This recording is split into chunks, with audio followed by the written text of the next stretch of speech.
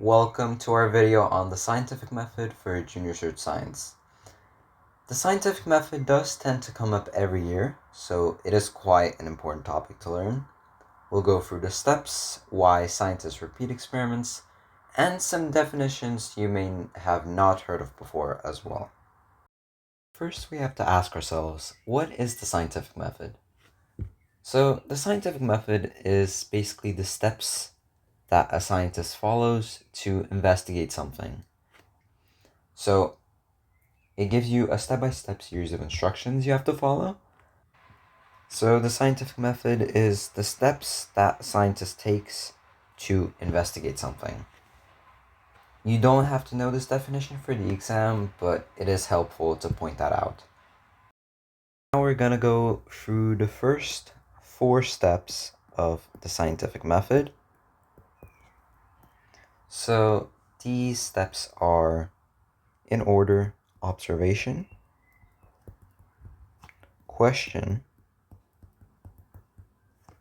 research, and hypothesis. If you've already studied the scientific method before, I suggest that you try to define these steps in your own words. Basically, explain them on a piece of paper and then check your answers against me. So an observation basically means that you see something in nature. It could be anything. It could be a tree, it could be a plant, anything. And then you form a question. So anything that is based on the observation. And then your research would just be you conducting background research, so you could use the internet, textbooks, websites, whatever. Just investigate the question further.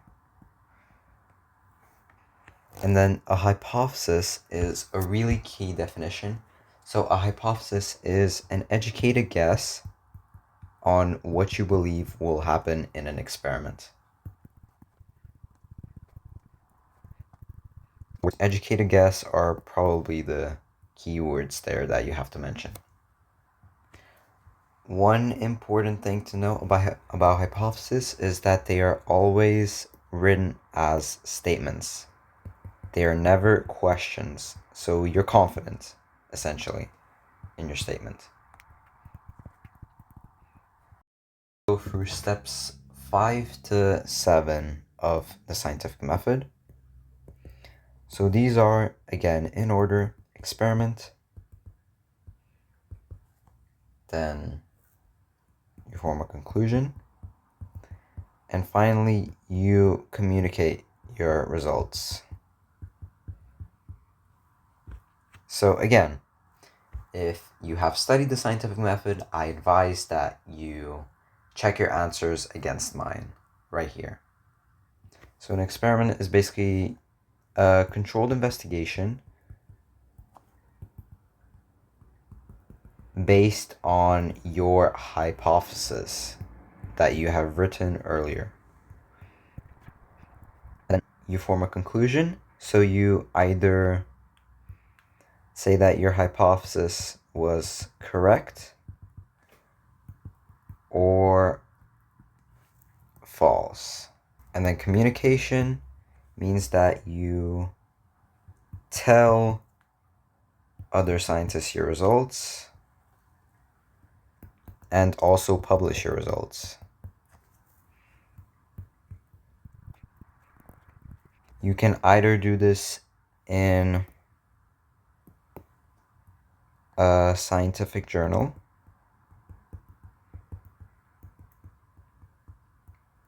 or a website. So these are the ways that you can do it.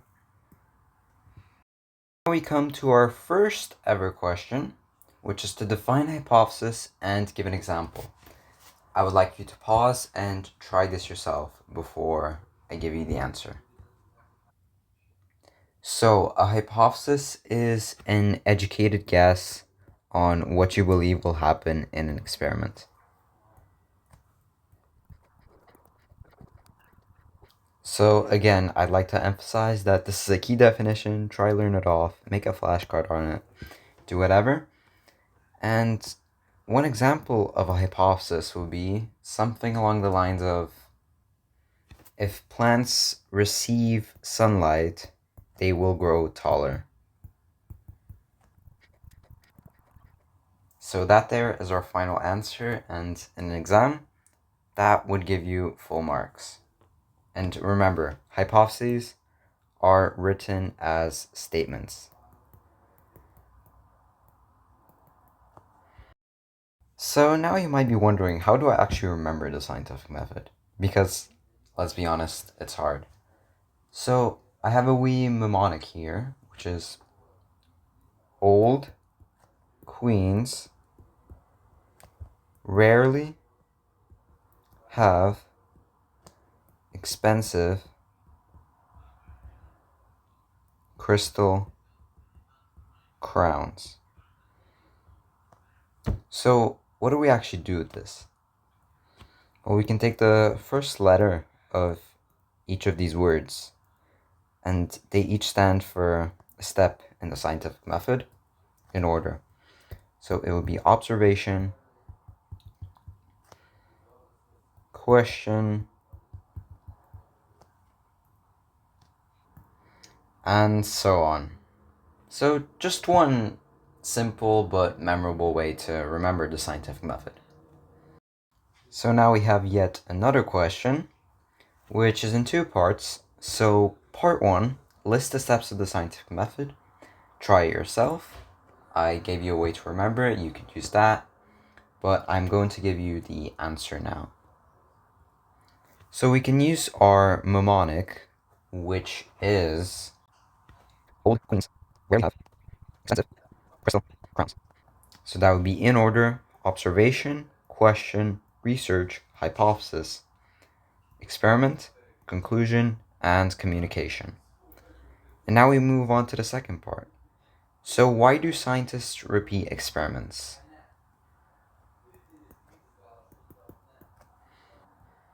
Scientists repeat experiments to obtain more reliable and accurate data.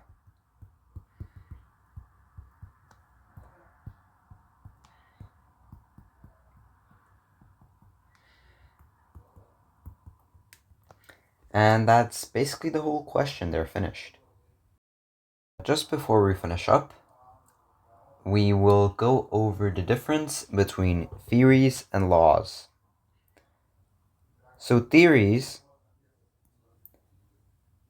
they describe why something happens.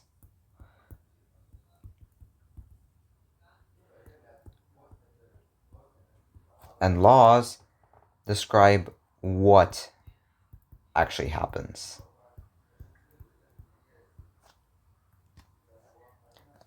And then theories are based on observations and hypotheses rather than experimental data or experiments. And laws are based on experiments. For the junior cert, you should know the difference between the two. I do not think it has come up yet, but that is not to say that it won't. An example of a theory is the theory of natural selection, which if you have not heard of, that's alright.